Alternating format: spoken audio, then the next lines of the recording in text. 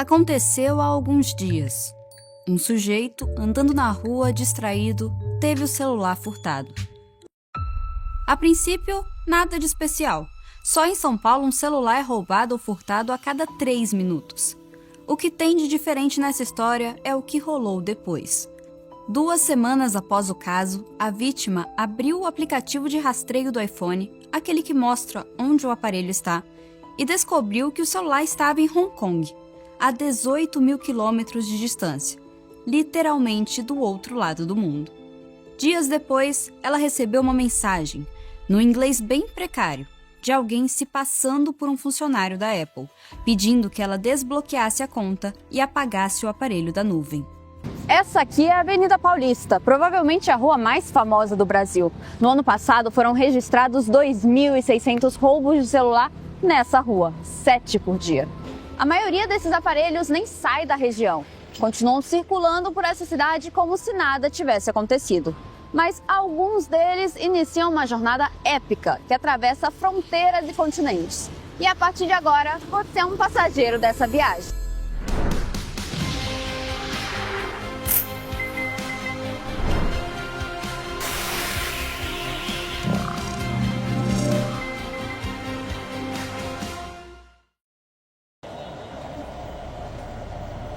São 5 da tarde. Esse é o horário em que a Polícia Civil de São Paulo registra o maior número de roubos de celular na cidade. Não é uma coincidência. Esse é o horário em que a Paulista tem top de gente saindo do trabalho. Todo mundo está andando com pressa, olhando o celular para chamar Uber, respondendo mensagem, conferindo o caminho de casa. É exatamente nesse momento que costuma entrar em ação um grupo que a polícia chama de Gangue das Bikes. A gangue da bike furta, rouba celulares, quebra vidros, fere pessoas e, se não bastasse, ainda agrava os crimes. Essas imagens foram publicadas em redes sociais pelos próprios criminosos. Muitos sequer escondem o rosto. Você já deve ter visto essa cena. Jovens circulando pela calçada em alta velocidade montados em bicicletas. Em algum momento, eles identificam uma vítima aleatória. Geralmente alguém parado, olhando no celular, distraído. Arrancam o aparelho da mão e desaparecem na multidão. Tudo demora menos de 3 segundos. A princípio, a cena pode parecer uma mera ação destrambelhada de ladrões pé de chinelo. Mas essas pessoas são apenas a primeira ponte de uma indústria imensa, multinacional, bilionária, com diferentes interesses e ramificações.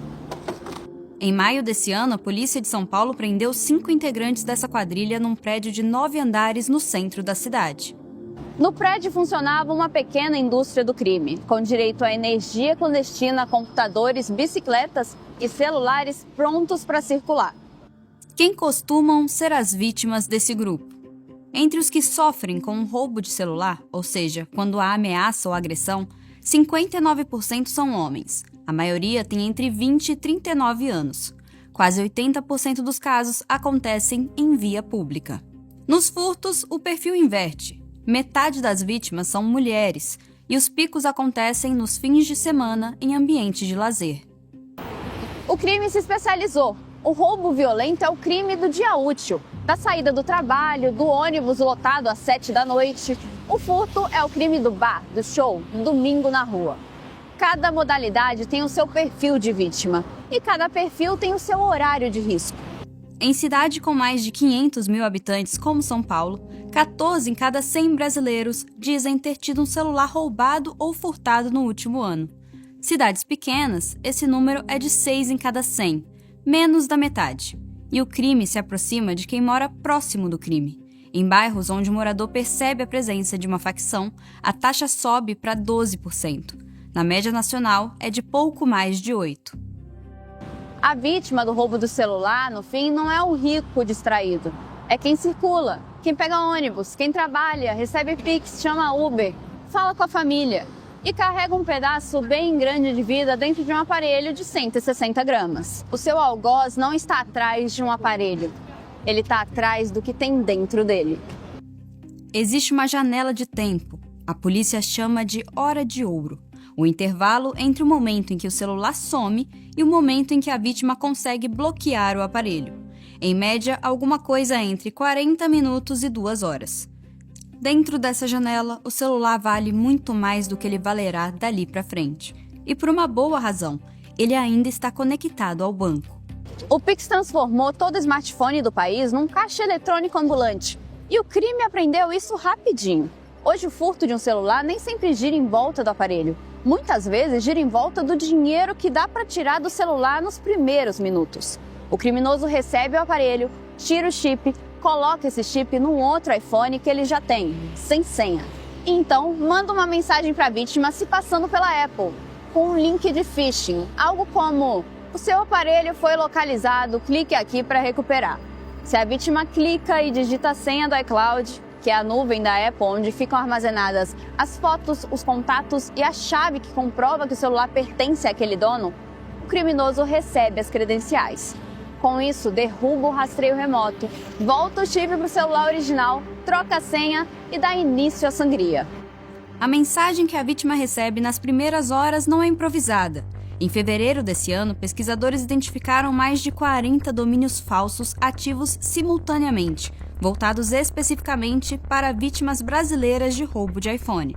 Tudo em português, pedindo nota fiscal como manda a nossa burocracia. Essa estrutura é industrial. Há 2 anos, uma única plataforma de phishing, operada por uma rede internacional, já tinha destravado mais de 1 milhão de celulares antes de ser derrubada. Há toda uma cadeia envolvida nesse esquema. Há o ladrão da bicicleta, o motoboy que leva o aparelho até a pensão, o técnico que tenta o desbloqueio, o operador do Pix e o dono da conta laranja, conhecida como tripeiro no jargão do crime. Cada um leva uma porcentagem. O operador do Pix fica com 10%, o tripeiro com mais de 30%. E o resultado disso tudo aparece nos balanços. Em 2024, o setor bancário brasileiro perdeu mais de 10 bilhões de reais em fraude. É verdade que nem todo esse prejuízo vem do celular roubado, mas o celular roubado virou uma das portas de entrada mais valiosas para esse ecossistema. Células ligadas ao PCC já foram identificadas operando nesse ramo, inclusive em pensões da Bela Vista, próximas dos bairros nobres onde estão as vítimas de maior valor. Segundo uma investigação da Polícia Civil de São Paulo, o PCC descobriu que esse esquema pode render mais que o tráfico em determinadas regiões. Um celular roubado vendido como aparelho rende entre R$ 500 e R$ 700 para o ladrão de rua. Um celular desbloqueado dentro da hora de ouro pode render milhares de reais a mais.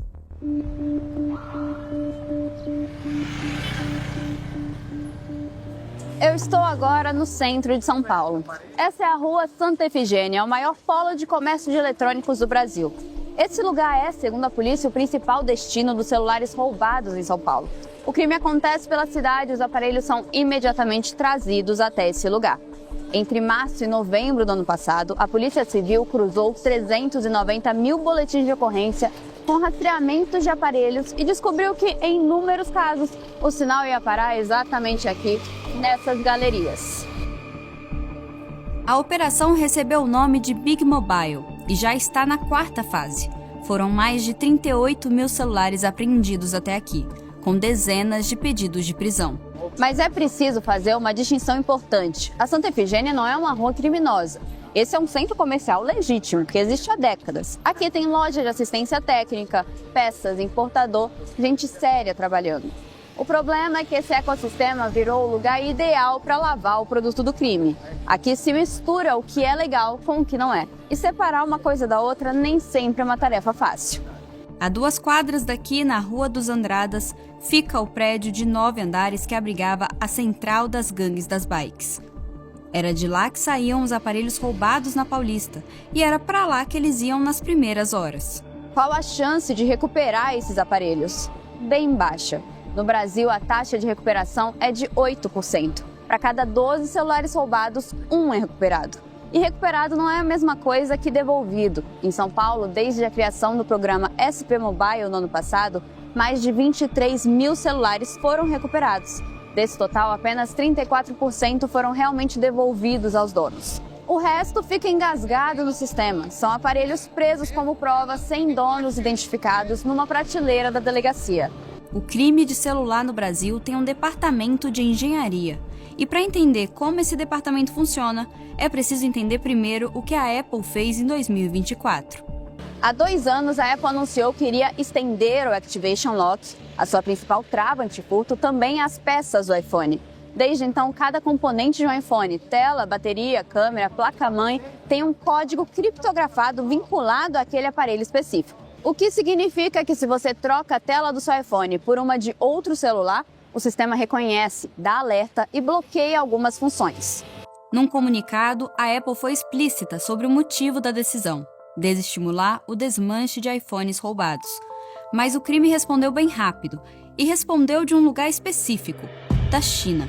Nos galpões da Santa Efigênia e em apartamentos do centro de São Paulo, técnicos especializados operam um tipo de equipamento importado da China, chamado JCID.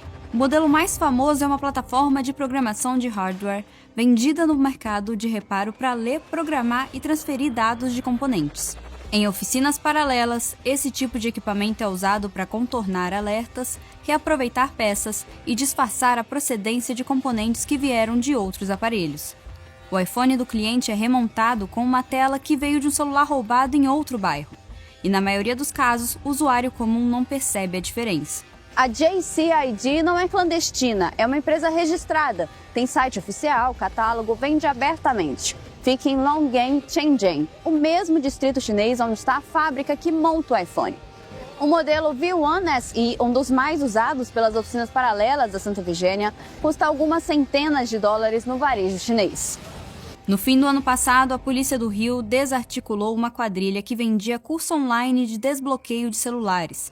Foram 30 presos, 132 mandados em 11 estados, 2.500 celulares apreendidos. Há uma tabela de preços nesse mercado. Desbloquear um iPhone bloqueado por senha custa tanto. Para quebrar o iCloud, o valor é diferente. Para adulterar o e-mail, o número de identificação do aparelho, o preço é outro. Cada serviço tem um valor de mercado clandestino que circula em grupo fechado. A polícia avança, as galerias fecham, os técnicos abrem outras. É uma corrida. E é nesse ponto que o celular roubado se divide, porque nem todo aparelho consegue passar por esse filtro técnico. A marca mais roubada no Brasil é a Samsung. A Samsung representa 37% de todos os celulares roubados ou furtados no país. A Apple fica com 25% e a Motorola com 23%. Mas tem um detalhe, a Apple tem só 10% do mercado de celulares do Brasil. Proporcionalmente, o iPhone tem mais que o dobro de chance de ser roubado em comparação com a sua fatia de mercado. Cada marca tem uma rota diferente. O Samsung roubado normalmente fica no Brasil. Vai parar em uma loja de bairro, em marketplace, em anúncio no Facebook. A maior parte sequer sai do estado. O Motorola e boa parte dos aparelhos Xiaomi vão para a fronteira. Cruzam para Ciudad del Este, no Paraguai. Viram contrabando e, em algumas ocasiões, voltam para o Brasil com uma nota fiscal nova. O iPhone é o que faz a viagem mais longa. A trava do iPhone, o iCloud, é uma trava global. Ela está vinculada à conta Apple do dono. E essa conta vale em qualquer país do mundo. Se o ladrão não conseguir derrubar o iCloud, esse aparelho não funciona em lugar nenhum como um telefone. Mas o aparelho em si continua valendo. Pelas peças, pelas câmeras, pelas placas, pelo chip de modem, componentes que valem dinheiro de verdade no mercado de reparo. Já o celular Samsung tem um bloqueio diferente. É bloqueio do e-mail e ele depende da operadora e do país. Um Samsung bloqueado na Vivo no Brasil pode ser ligado normalmente numa rede da Argélia, da Bolívia ou do Paquistão. Pelo iPhone vale a pena montar uma operação que atravessa a fronteira. Pelo Samsung não compensa o frete. Entre 2023 e 2024, no intervalo de 12 meses, os brasileiros perderam 22 bilhões e 700 milhões de reais com celulares roubados e furtados, somando o valor dos aparelhos e o prejuízo das fraudes bancárias associadas a esse roubo. Quase 15 milhões de pessoas foram vítimas. Mas a viagem que esse vídeo narra diz respeito a uma fração desse total, a minoria, os aparelhos mais caros, principalmente os iPhones, que valem muito mais desmontados do que vendidos como usados. É essa minoria que sai do Brasil, e o caminho é quase sempre o mesmo. O receptador da Santa Efigênia agora tem em mãos um aparelho bloqueado, triado com diagnóstico técnico. A partir daqui entra em cena outro personagem, o exportador. É essa figura que organiza a logística. Ele conhece os contatos do outro lado da fronteira, conhece a rota. São pouco mais de 1.000 quilômetros entre São Paulo e Foz do Iguaçu. O percurso pode ser feito num carro com fundo falso, num ônibus de linha com pessoas contratadas para carregar pequenas remessas ou por caminhão de carga misturado com mercadoria legal. A Polícia Federal já mapeou esse trânsito. A Operação Circuito Fechado documentou viagens semanais entre São Paulo e Ciudad del Este, com comunicação criptografada e monitoramento em tempo real das barreiras policiais. A Operação Escolta detalhou o uso de bloqueadores de sinal e até escoltas armadas para proteger as remessas. Vamos seguir nossa viagem. Aqui é a fronteira entre o Brasil e o Paraguai. Essa ponte atrás de mim é a Ponte da Amizade, e é por ela e por algumas vias menores no entorno que sai do nosso país a maior parte dos celulares roubados de alto valor que vão parar do outro lado do mundo. Nesse lugar, o seu aparelho deixa de ser uma mercadoria local para virar contrabando internacional. Por que Ciudad del Este? Primeiro motivo, a tarifa. O Paraguai cobra impostos baixíssimos sobre eletrônicos. Ciudad del Este foi desenhada desde os anos 70 como um entreporto de comércio internacional. Depois há a infraestrutura. As galerias, os atacadistas, os despachantes, tudo isso já existia para absorver mercadoria asiática indo para o Brasil. Quando parte do fluxo se inverteu, essa estrutura já estava montada. Além disso, boa parte do comércio atacadista de Ciudad del Este é operada por comerciantes de origem chinesa, taiwanesa e libanesa, com vínculos comerciais diretos com Hong Kong e Shenzhen. Quando o iPhone roubado em São Paulo chega a Ciudad del Este, ele não está só saindo do Brasil, está entrando pela primeira vez na rede asiática que irá distribuí-lo pelo mundo. Pessoas comuns atravessam a Ponte da Amizade levando celulares no limite legal de $500 por viagem. São chamadas de cotinhas. Quem quer levar mais usa barco pelo Rio Paraná ou apela para um fundo falso num carro. Os celulares ficam guardados em residências de luxo em Foz antes de seguir. A Receita Federal apreendeu num único semestre quase R$80 milhões em eletrônicos nessa região. Os smartphones representam 74% desse total. Foz do Iguaçu sozinha responde por mais de 20% das apreensões de smartphone do Brasil inteiro. A fronteira é uma porta que gira nos dois sentidos. Enquanto iPhone caro sai do Brasil rumo à Ásia, celular novo barato entra pelo mesmo lugar, vindo de Ciudad del Este. A Associação Brasileira da Indústria Elétrica e Eletrônica estima que 4,5 milhões de celulares irregulares devem ser vendidos no Brasil nesse ano. A Xiaomi segue como a principal marca desse mercado paralelo. Um celular que custa R$2.000 numa loja oficial do Brasil sai por R$1.000 numa galeria paraguaia. Muitos brasileiros, alguns sem saber, compram um telefone que percorreu exatamente essa rota. Só que ao contrário, alguns dos celulares roubados no Brasil são desbloqueados em Ciudad del Este antes de voltar para cá com um e-mail adulterado. Mas esse não é o caso do iPhone. O iPhone segue adiante e do Paraguai entra numa cadeia logística que viaja consideravelmente mais longe, pela carga aérea, dentro de bagagem despachada, escondido em outros eletrônicos, dentro de fundo falso de mala. Em poucos dias, o iPhone atravessa o Pacífico e aterrissa no ponto-chave de todo o sistema, Hong Kong. Essa aqui é Hong Kong, mais especificamente um distrito chamado Kwang Tung, na península de Kowloon. Esse é um bairro industrial, não é a Hong Kong do cartão postal. Aqui é onde a cidade trabalha. Nesse prédio, número 1 da Hangzhou Road, funciona um dos centros mais importantes da rede internacional de celulares roubados. Centenas de atacadistas espalhados em dezenas de escritórios operam dentro do mesmo edifício. Funciona assim: os celulares chegam aqui vindos de todo lado do mundo. Dentro dos escritórios, eles ficam em caixas etiquetadas. Há duas categorias. Has ID significa que o aparelho ainda está vinculado a uma conta, bloqueado. E No ID está sem trava, pronto para ser revendido como celular usado normal. Os atacadistas de Kwang Tung organizam leilões em tempo real pelo WhatsApp. Os lances vêm da China continental, das Filipinas, da Turquia, do Oriente Médio. Cada aparelho é negociado individualmente. Cada caixa é fotografada, etiquetada e é enviada para grupos com compradores que esperam o lote chegar. Hong Kong e Shenzhen não absorvem celulares roubados apenas do Brasil. Absorvem do mundo inteiro. Aparelhos roubados em Londres, em Paris, em Nova York, em Bogotá, em Lagos, todos terminam nesse mesmo eixo, a poucos quilômetros um dos outros. Por quê? A resposta tem 3 camadas, e nenhuma delas, a princípio, tem a ver com crime. A primeira camada é a industrial. Essa região da Ásia concentra a maior parte da capacidade mundial de manufatura eletrônica. A Foxconn, que monta o iPhone, a Luxshare, que monta o AirPods, a BYD Electronics, que produz componentes para praticamente todas as grandes marcas do mundo.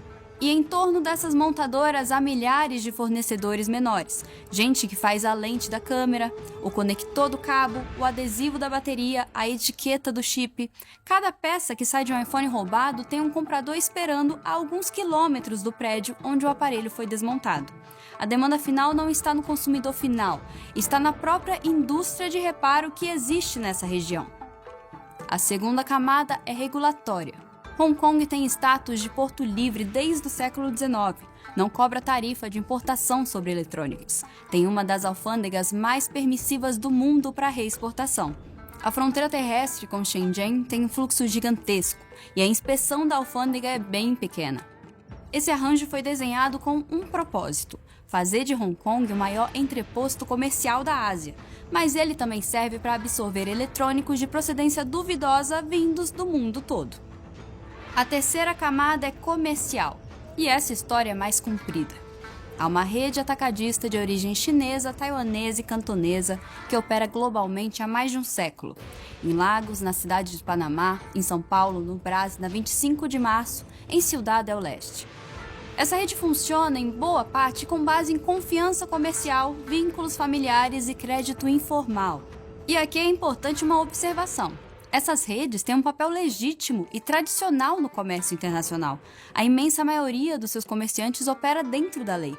O problema não é a rede em si, o problema é que essa estrutura tem uma característica que o crime aprendeu a usar.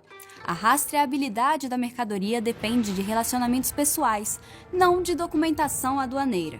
Um aparelho que entra nessa estrutura em Ciudad del Este pode chegar a Kwantong sem nunca ter gerado um documento que vincule o comprador final à origem da mercadoria. Essa rede é sustentada por uma infraestrutura financeira própria, conhecida como Feitian, dinheiro voador em mandarim. O Feitian é um sistema chinês de transferência de valores que existe há mais de 1000 anos e que hoje, pelo papel da China no comércio internacional, está globalizado. Funciona assim: o comerciante paraguaio entrega o dinheiro em espécie a um operador local de rede em Ciudad del Este. Esse operador faz uma ligação, manda uma mensagem, dá uma senha.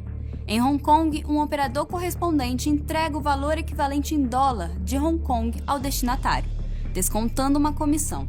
Nenhum dinheiro cruzou uma fronteira fisicamente, nenhum banco foi envolvido, nenhum registro internacional foi gerado.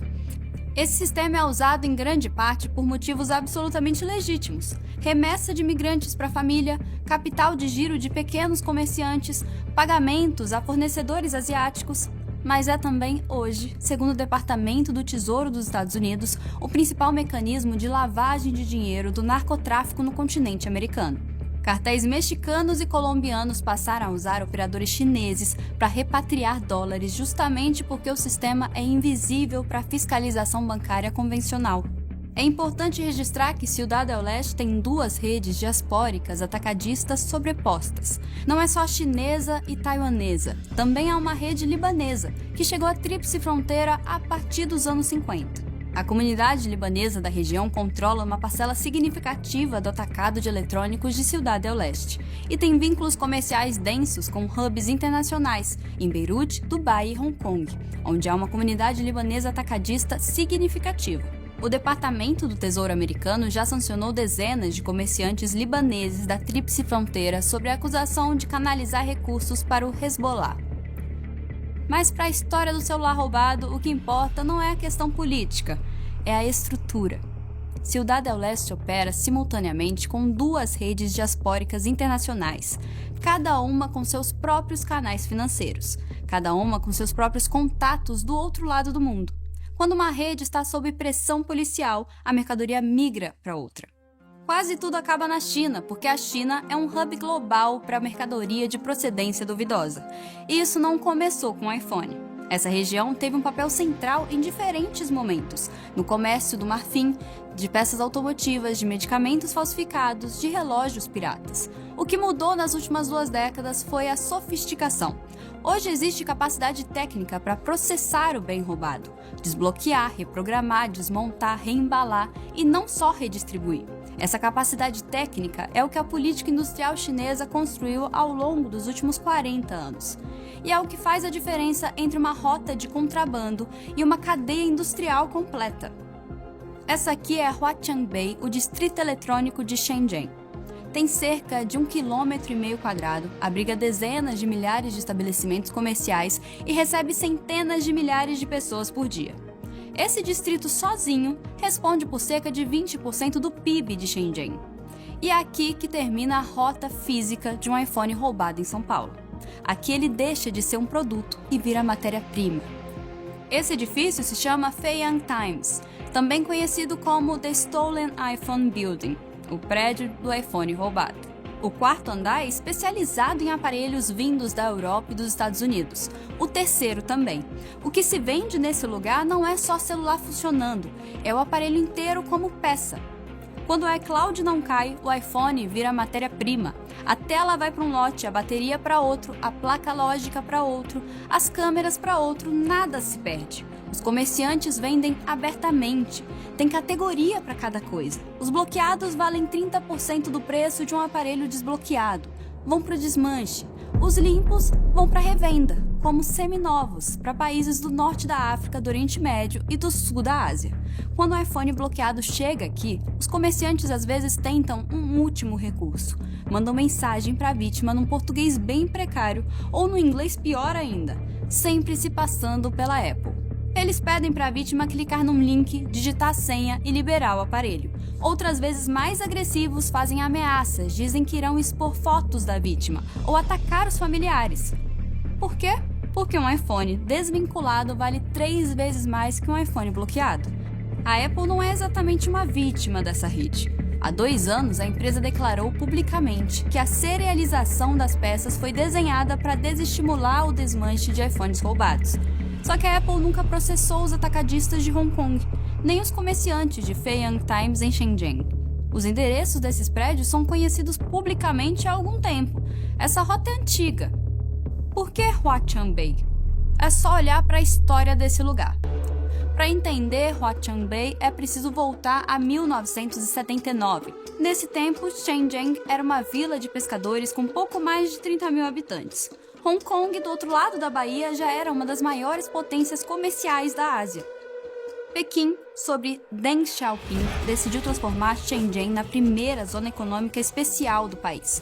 O objetivo era criar uma vitrine, testar o capitalismo de mercado numa escala controlada, ao lado de Hong Kong, antes de aplicar a fórmula no restante do país. A primeira leva de empresas que se estabeleceram em Shenzhen veio do complexo militar-industrial. 3 fábricas militares estatais que ficavam nas montanhas do norte da província de Guangdong foram realocados para Shenzhen. O governo fundiu as 3 empresas numa só e direcionou para a produção de eletrônicos para o consumidor civil. A nova empresa recebeu o nome de Huatiang, China Poderosa. O nome pegou. A rua principal da área onde essa empresa se instalou virou Huatiang Road, e o bairro ao norte dessa rua passou a se chamar Huatiangbei. Anos depois, em 1988, foi aberto o primeiro mercado eletrônico da China nesse bairro. E uma década depois, a Tencent, uma das maiores empresas de tecnologia do mundo hoje, foi fundada em Shenzhen, com seus primeiros escritórios na região.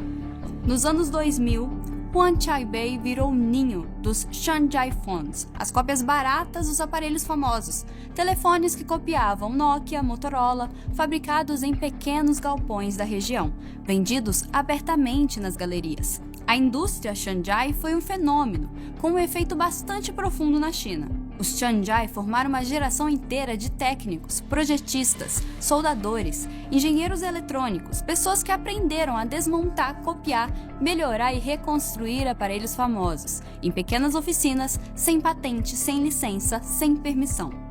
Quando o smartphone chegou para valer ao mercado chinês, essa mão de obra já existia.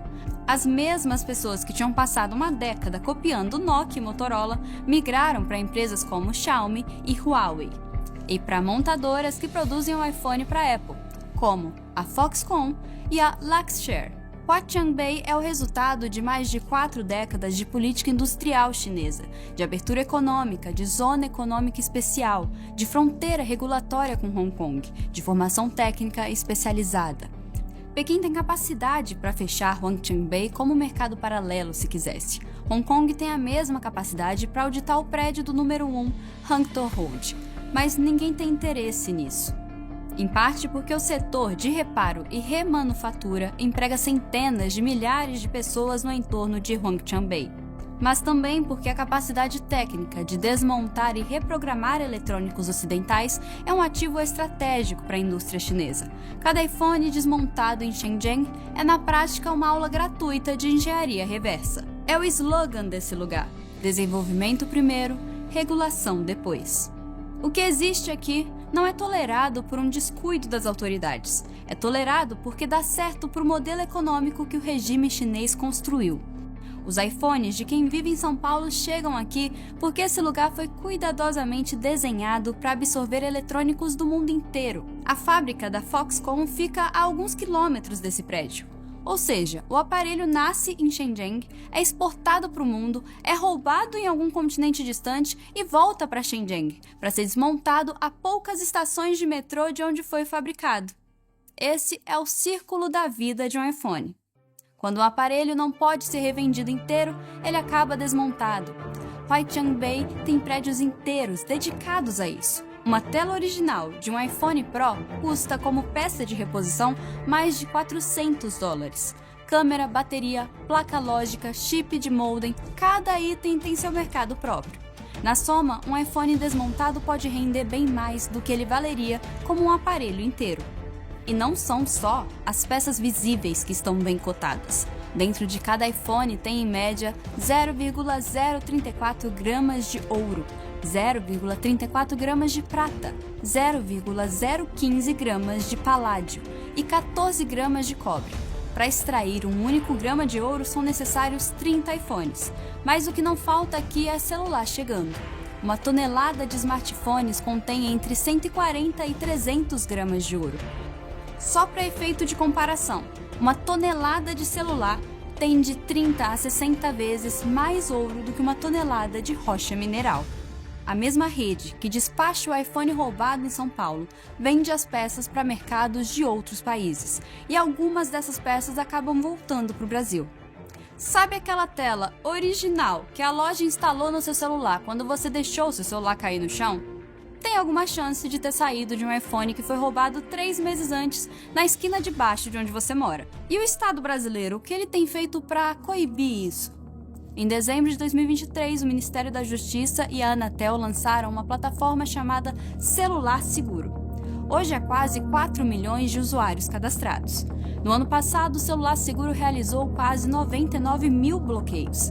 Em janeiro desse ano, o Google deu um passo adiante. Passou a ativar por padrão em todos os Androids novos vendidos no Brasil o Theft Detection Lock, um sistema que usa inteligência artificial no aparelho para detectar movimentos típicos de assalto, como arrancada, queda, fuga e bloquear automaticamente a tela.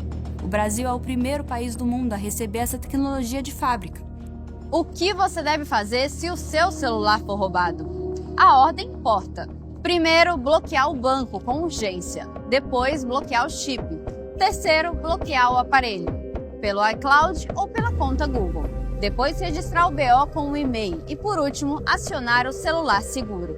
O crime aposta justamente no fato de que a vítima fará tudo isso tarde demais, na ordem errada, em pânico. Esse não será o seu caso a partir de agora, se você passar pela infelicidade de entrar para essa estatística. Aqui é onde tudo começou. Eu tô de volta à Avenida Paulista. A essa hora, alguém está perdendo o celular em algum lugar por aqui. E é fácil saber o que acontecerá a partir disso. O ladrão da bicicleta sumirá antes da próxima esquina. O técnico da Santa Efigênia abrirá o aparelho. O exportador despachará a carga. O atacadista de Kwantong fotografará a caixa para o grupo de WhatsApp. O comerciante de Feian Times separará peça por peça. É difícil criminalizar cada parte envolvida nessa história. O ladrão é menor de idade, o técnico tem um equipamento comprado num site chinês, a cotinha que atravessa a ponte da amizade respeita o limite de $500. O atacadista de Hong Kong vende aparelhos sem perguntar de onde vieram. O comerciante chinês tem nota fiscal nas peças que despacha. A soma de tudo isso forma uma das maiores economias clandestinas do mundo. Esse vídeo começou com a história de um homem que teve o celular furtado e descobriu semanas depois que o aparelho estava em Hong Kong.